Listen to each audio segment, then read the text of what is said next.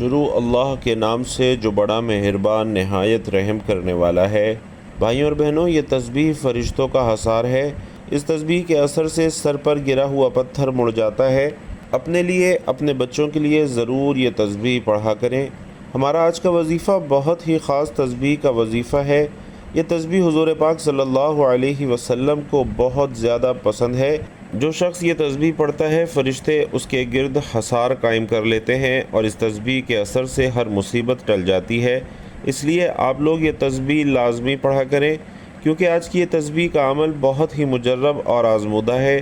بہت سے لوگوں نے اس تسبیح کو آزمایا ہے۔ آپ بھی اپنے بچوں کے لیے اور اپنے لیے یہ تسبیح ضرور پڑھا کریں۔ ناظرین محترم، یقیناً کچھ اذکار اور تسبیحات ایسی ہیں جنہیں سن کر دل کانپ اٹھتا ہے، روح جھوم اٹھتی ہے اور ایمان تازہ ہو جاتا ہے۔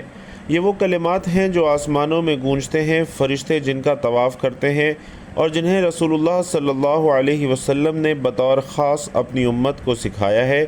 انہی میں سے یہ ایک تسبیح ہے جس کے بارے میں نبی کریم صلی اللہ علیہ وسلم فرماتے ہیں کہ یہ فرشتوں کا حصار ہے، اور ایسی تسبیح جو بندے کو ہر آفت، ہر مصیبت سے بچا لیتی ہے۔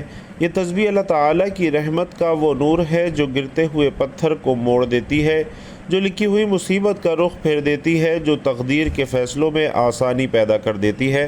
مگر یہ اثر تبھی ظاہر ہوتا ہے جب دل اخلاص سے بھرا ہو، زبان یقین سے تر ہو اور نیت پاک ہو۔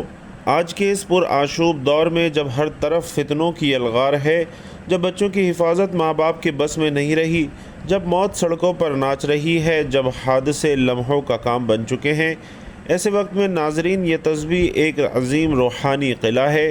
اگر آپ چاہتے ہیں کہ آپ کے بچے محفوظ رہیں، گھر خیریت میں رہے، جان مال عزت اور ایمان محفوظ رہیں، تو اس تسبیح کو اپنا معمول بنا لیجئے۔ اسے سوتے وقت پڑھیے، بچوں پر دم کیجئے، سفر میں ساتھ رکھیے، ہر مشکل گھڑی میں اسے ہر سے جاں بنا لیجئے۔ یہ صرف الفاظ نہیں ہیں بلکہ وہ نور ہیں جسے اللہ کے محبوب صلی اللہ علیہ وسلم کی زبان سے جاری فرمایا تاکہ امت اندھیروں میں راستہ پا سکے، کیونکہ اس تسبیح کے وہ عجائبات اور برکات ہیں جو سن کر عقل حیران رہ جاتی ہے۔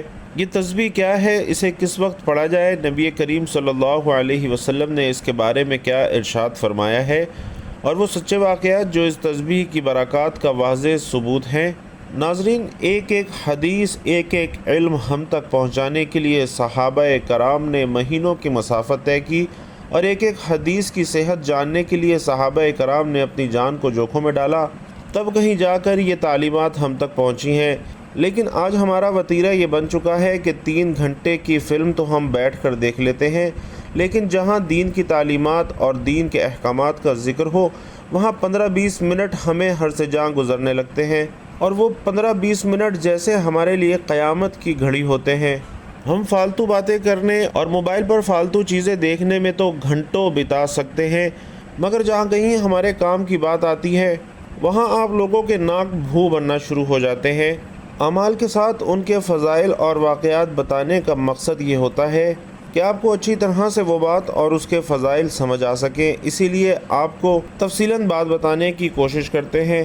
تو تھوڑا سا وقت دین کی تعلیمات اور دین کے احکامات کے لیے بھی نکالیے، انشاءاللہ تبارک و تعالی یہ تمام باتیں آپ کو فائدہ ہی دینے والی ہیں۔ حضرت فاطمہ رضی اللہ تعالی عنہ نے ایک دن حضرت علی رضی اللہ تعالی عنہ کو بلایا اور نہایت ادب اور احترام سے رقت انگیز لہجے میں فرمایا، اے علی، ایک راز ہے۔ حضرت علی رضی اللہ تعالی عنہ نے جب یہ سنا تو چونک گئے، ان کی آنکھوں میں آنسو آ گئے، دل کانپ اٹھا، کیونکہ حضرت فاطمہ نے جو بات کہی وہ ایسا راز تھا جو نہ تو انہوں نے پہلے کبھی سوچا تھا اور نہ ہی گمان کیا تھا، اور وہ راز یہ ہے۔ محترم ناظرین، حضرت فاطمہ رضی اللہ تعالی عنہا نبی کریم صلی اللہ علیہ وسلم کی سب سے چھوٹی اور نہایت محبوب بیٹی تھی۔ ان کی پیدائش اعلان نبوت سے 5 سال قبل ہوئی۔ ان کی والدہ حضرت خدیجہ رضی اللہ تعالی عنہا تھیں۔ جب نبی کریم صلی اللہ علیہ وسلم پر وحی نازل ہوئی اور آپ نے اسلام کی دعوت دینا شروع کی تو مکہ کے کفار نے آپ پر ظلم و ستم کے پہاڑ توڑ دیے۔ اس وقت فاطمہ رضی اللہ تعالی عنہ ایک کم سن بچی تھی، مگر اپنے والد کی حالت دیکھ کر ان کی آنکھوں میں آنسو آ جاتے۔ ایک بار نبی کریم صلی اللہ علیہ وسلم خانہ کعبہ میں نماز ادا کر رہے تھے اور کفار مکہ نے اونٹ کی اوجڑی آپ صلی اللہ علیہ وسلم پر ڈال دی۔ آپ صلی اللہ علیہ وسلم اس وقت سجدے میں تھے۔ حضرت فاطمہ رضی اللہ تعالی عنہا دوڑے آئیں اور اپنے مبارک ہاتھوں سے وہ نجاست اٹھائی۔ ان کی آنکھوں میں آنسو تھے مگر چہرے پر صبر اور محبت کا وہ نور چمک رہا تھا۔ وہ اس بچی کا دل تھا جو صرف باپ سے نہیں بلکہ ایک نبی سے محبت کرتی تھی، اور وہ محبت دنیا کی ہر محبت پر غالب تھی۔ جب نبی کریم صلی اللہ علیہ وسلم کو طائف میں لہو لہان کر دیا گیا اور جسم پر پتھر برسائے گئے، تب واپس مکہ لوٹے تو حضرت فاطمہ رضی اللہ تعالی عنہا نے آپ کے زخموں کو دھویا، آنکھوں سے بہتے ہوئے آنسو روکے اور دل میں وہ صبر لیے جو شاید ہی کسی بیٹی نے کبھی اٹھایا ہو۔ غزوہ احد میں نبی کریم صلی اللہ علیہ وسلم کے چہرہ مبارک پر زخم آئے، خون بہہ رہا تھا۔ حضرت فاطمہ رضی اللہ تعالی عنہا دوڑ کر آئیں، پانی سے زخم دھونا چاہا لیکن خون نہ رکا، پھر راکھ جلا کر زخم پر رکھی تو خون تھما۔ ان کی سمجھ اور خدمت نبی کی محبت میں اس قدر رچ بس چکی تھی کہ ایک لمحہ بھی نبی پاک صلی اللہ علیہ وسلم کی تکلیف دیکھ کر خود کو نہ روک پاتی تھیں۔ حضور اقدس صلی اللہ علیہ وسلم حضرت فاطمہ رضی اللہ تعالی عنہا سے بے حد محبت کرتے تھے اور ان کا آنا اپنے لیے راحت جان سمجھتے تھے۔ جب وہ تشریف لاتی تو آپ صلی اللہ علیہ وسلم کھڑے ہو جاتے، ان کی پیشانی کو چومتے، اپنی جگہ پر بٹھاتے، اور جب خود ان کے یہاں تشریف لے جاتے وہ بھی احترام سے کھڑی ہو جاتی۔ دونوں کا تعلق صرف باپ بیٹی کا نہ تھا بلکہ ایک روحانی رشتہ تھا جو نبی اور ایک طاہرہ خاتون جنت کے درمیان ہوتا ہے جو جنت کی عورتوں کی سردار بنی۔ نبی کریم صلی اللہ علیہ وسلم فرماتے ہیں، فاطمہ میرے جگر کا ٹکڑا ہے، جس نے اسے ناراض کیا اس نے مجھے ناراض کیا، اور جس نے اسے راضی کیا اس نے مجھے راضی کیا، اور قیامت کے دن فاطمہ جنتی عورتوں کی سردار ہوگی۔ بھائی اور بہنوں، ان کا یہ مقام صرف اس وجہ سے نہ تھا کہ وہ نبی کی بیٹی تھی، بلکہ اس وجہ سے تھا کہ وہ زہد اور تقوی، صبر و رضا، عبادت اور خدمت اور کامل اطاعت میں بے مثال تھیں۔ ان کی زندگی فاقے میں گزری اور اکثر اوقات کھانے کو کچھ نہ ہوتا، لیکن پھر بھی زبان پر شکر جاری رہتا تھا۔ ایک دن نبی کریم صلی اللہ علیہ وسلم کو خبر پہنچی کہ فاطمہ چکی پیس پیس کر تھک گئی ہیں اور ہاتھوں پر نشان پڑ گئے ہیں، تو حضرت علی رضی اللہ تعالی عنہ نے مشورہ دیا کہ نبی کریم صلی اللہ علیہ وسلم سے ایک خادمہ مانگ لیں تاکہ کچھ مدد مل جائے۔ لیکن جب حضرت فاطمہ رضی اللہ تعالی عنہ نبی کریم صلی اللہ علیہ وسلم کے پاس آئیں تو شرم و حیا کے مارے بات نہ کر سکی اور واپس گھر آئی۔ بعد میں نبی پاک صلی اللہ علیہ وسلم خود تشریف لائے اور فرمایا، فاطمہ کیا تم خادمہ سے بہتر چیز نہ لو؟ میں تمہیں ایسے کلمات سکھاتا ہوں جو تم سونے سے پہلے 33 بار پڑھ لو تو وہ تمہارے لیے بہتر ہے۔ 33 بار سبحان اللہ، 33 بار الحمدللہ اور 34 بار اللہ اکبر پڑھ لو، یہ تمہارے لیے خادمہ رکھنے سے بھی بہتر ہے۔ ناظرین، حضرت فاطمہ رضی اللہ تعالی عنہا نے کبھی دنیا کی چیز پر دل نہ لگایا۔ ان کا دل عبادت میں لگتا تھا اور وہ راتوں کو قیام کرتی تھیں، سجدوں میں وقت گزارتی تھیں اور روتی تھیں کہ اے اللہ مجھے اپنی رضا عطا فرما۔ ان کی دعا میں درد اور دل کی صداقت ہوتی تھی۔ تسبیح فاطمہ وہ عظیم ذکر ہے جو نبی کریم صلی اللہ علیہ وسلم نے اپنی پیاری بیٹی حضرت فاطمہ الزہرا رضی اللہ تعالی عنہا کو بطور تحفہ عطا فرمایا تھا۔ اس میں 33 مرتبہ سبحان اللہ، 33 مرتبہ الحمدللہ اور 34 مرتبہ اللہ اکبر کہنا شامل ہے، اور نبی کریم صلی اللہ علیہ وسلم کا فرمان ہے کہ یہ تمہارے لیے دنیا ما فیہا سے بہتر ہے۔ ناظرین، یہ تسبیح تھکن دور کرتی ہے، دل کو سکون دیتی ہے، رزق میں برکت لاتی ہے اور ہر نیکی کا دروازہ کھولتی ہے۔ خاص طور پر سونے سے پہلے اس کا پڑھنا نہ صرف روحانی طاقت کا ذریعہ ہے بلکہ جسمانی تھکن کو بھی ختم کر دیتا ہے۔ اگر آپ کو یقین نہیں آتا تو آپ 1 یا 2 راتیں سونے سے پہلے یہ تسبیح پڑھ کر دیکھ لیجئے، انشاءاللہ فرق آپ خود محسوس کریں گے۔ یہ ذکر صرف حضرت فاطمہ رضی اللہ تعالی عنہا کے لیے ہی نہیں تھا بلکہ پوری امت کے لیے ایک عظیم تحفہ ہے۔ ایک مرتبہ نبی پاک صلی اللہ علیہ وسلم حضرت علی رضی اللہ تعالی عنہ اور حضرت فاطمہ رضی اللہ تعالی عنہا کے ہاں تشریف لائے اور فرمایا، کیا میں تمہیں ایک عمل نہ بتاؤں جو جنت میں لے جائے؟ تو انہوں نے عرض کیا یا رسول اللہ صلی اللہ علیہ وسلم ضرور بتائیے۔ آپ صلی اللہ علیہ وسلم نے فرمایا کہ اپنے بستر پر سونے سے پہلے وہی تسبیح پڑھا کرو جو میں نے تمہیں سکھائی ہے، یعنی سبحان اللہ، الحمدللہ اور اللہ اکبر۔ حضرت فاطمہ رضی اللہ تعالی عنہا کو جب یہ خبر ملی کہ نبی کریم صلی اللہ علیہ وسلم بیمار ہیں تو غم دل سے بھر گیا۔ بیماری شدید ہوئی تو وہ بار بار آتی رہیں۔ نبی کریم صلی اللہ علیہ وسلم نے ان کے کان میں کوئی بات فرمائی تو آپ رو دیں، دوبارہ کچھ فرمایا تو مسکرا دی۔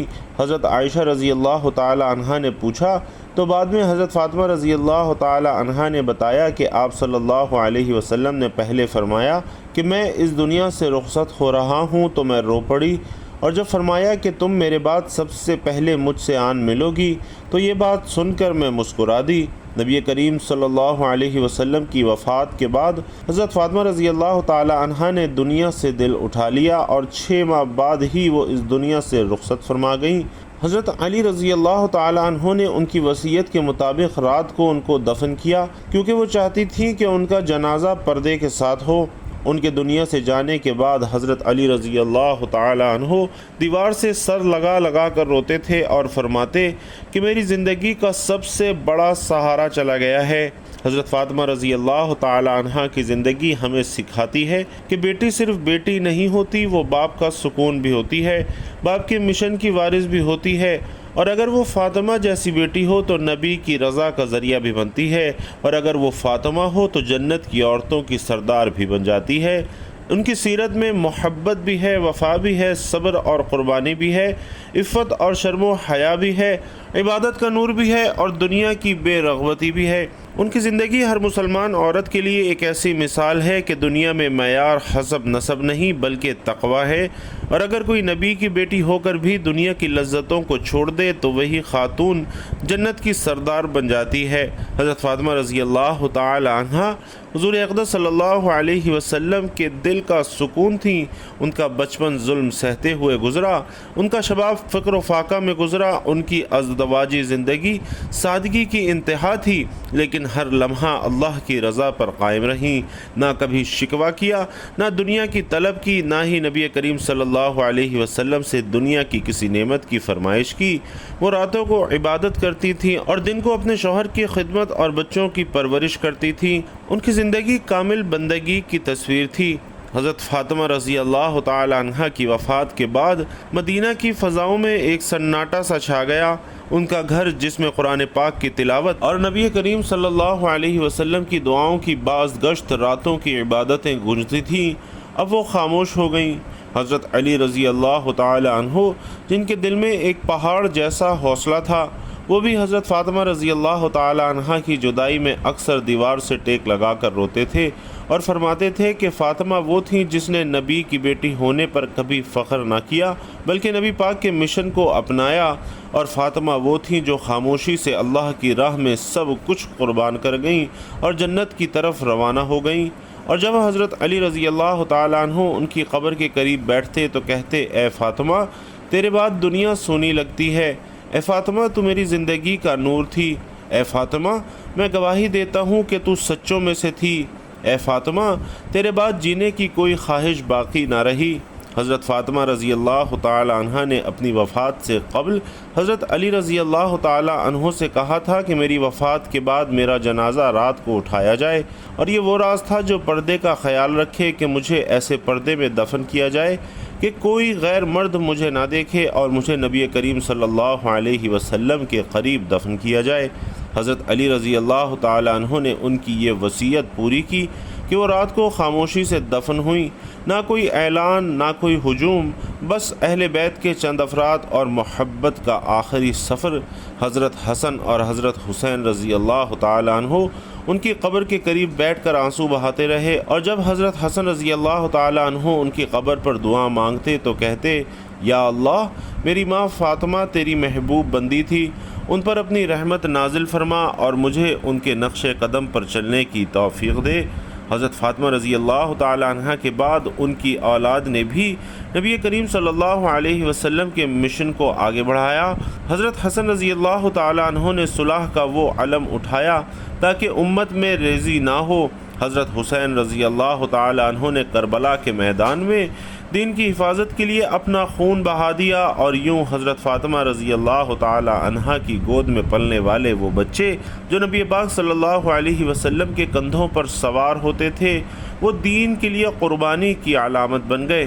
حضرت فاطمہ رضی اللہ تعالی عنہا کی نسل میں حضرت زینب رضی اللہ تعالی عنہا جیسی بیٹیاں آئیں، جنہوں نے کربلا کے بعد اسیر ہو کر بھی حق کی آواز بلند کی اور یزید کے دربار میں بے باکی سے کہا کہ اے یزید، تو نے ہمیں قیدی تو بنا دیا مگر حق ہم سے چھین نہ سکا، ہمارا سر کٹ سکتا ہے، جھک نہیں سکتا۔ یہ جرأت حضرت فاطمہ رضی اللہ تعالی عنہا کے لہو میں تھی، جو نسل در نسل بہتی رہی۔ ان کی اولاد میں آئمہ اہل بیت آئے، جنہوں نے علم و زہد اور تقوی کی ایسی مثالیں قائم کی کہ زمانہ رہتی دنیا تک انہیں یاد رکھے گا۔ حضرت امام زین العابدین رضی اللہ تعالی عنہ، حضرت امام باقر، حضرت امام جعفر صادق رضی اللہ تعالی عنہ، سب حضرت فاطمہ رضی اللہ تعالی عنہا کی نسل سے تھے۔ انہوں نے دین کی خدمت ایسے کی کہ مدارس علمیہ کا آغاز ہوا، امت کو قرآن و سنت کی گہرائی ملی اور معرفت کے دروازے کھلے۔ ان کی نسل نے دین کی حفاظت میں کوئی کمی نہ کی۔ حضرت فاطمہ رضی اللہ تعالی عنہا کا ہر لمحہ نبی کریم صلی اللہ علیہ وسلم کی اتباع میں گزرا۔ انہوں نے کبھی اپنے لیے دعا نہ چاہی، نہ مال مانگا، نہ عیش و عشرت کا سامان مانگا، نہ سونے کے زیور کی تمنا کی، نہ قیمتی لباس کا شوق کیا، بلکہ جب ان کے نکاح کا وقت آیا تو حضرت علی رضی اللہ تعالی عنہ کے پاس کچھ نہ تھا، صرف ایک ذرہ تھی جسے بیچ کر نبی کریم صلی اللہ علیہ وسلم نے ان کا سادہ جہیز تیار کروایا۔ ایک چکی، ایک مشکیزہ اور ایک بستر، وہی ان کی دنیا تھی، مگر اللہ نے ان کے لیے آخرت میں وہ مقام بنایا کہ وہ جنتی عورتوں کی سردار بن گئیں۔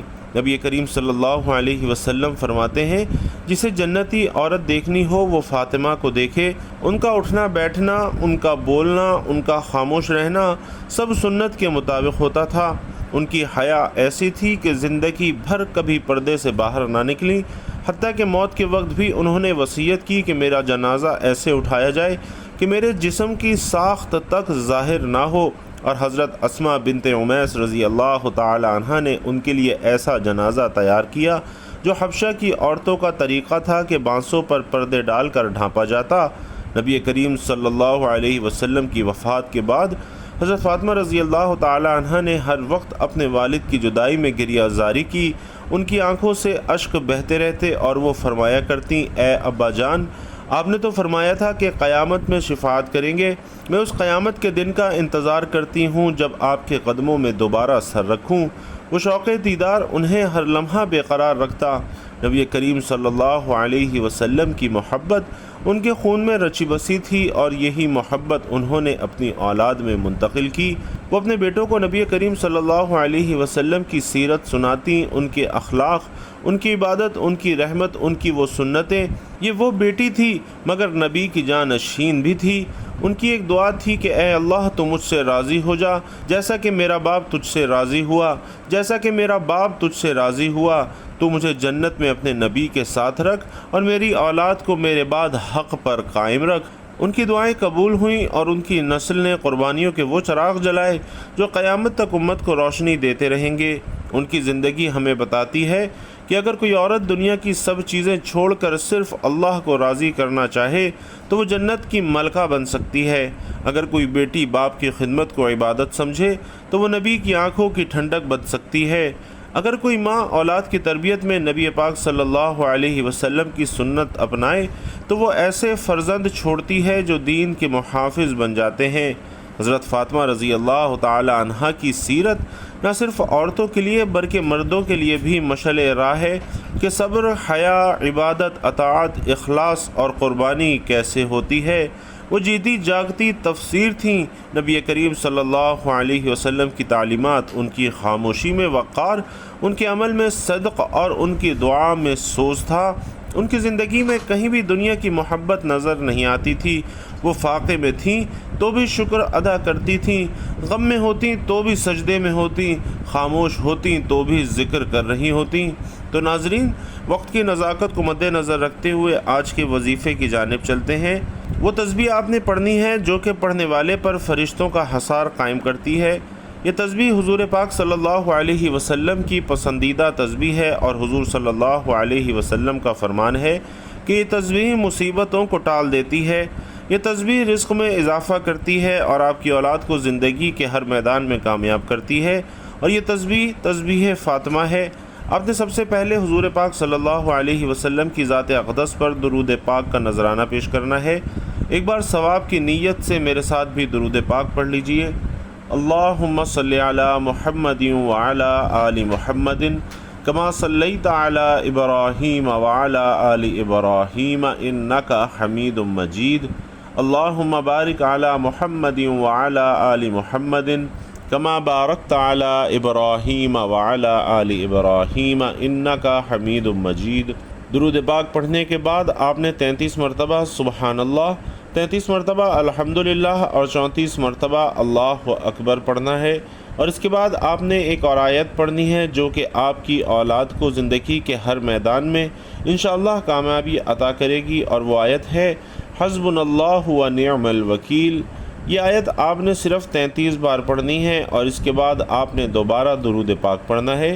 درود پاک پڑھنے کے بعد آپ نے اللہ رب العزت سے اپنے لیے، اپنی اولاد کے لیے دعا مانگنی ہے۔ انشاءاللہ اس عمل کی برکت سے آپ کی تمام پریشانیاں دور ہو جائیں گی، تمام مصیبتیں ٹل جائیں گی۔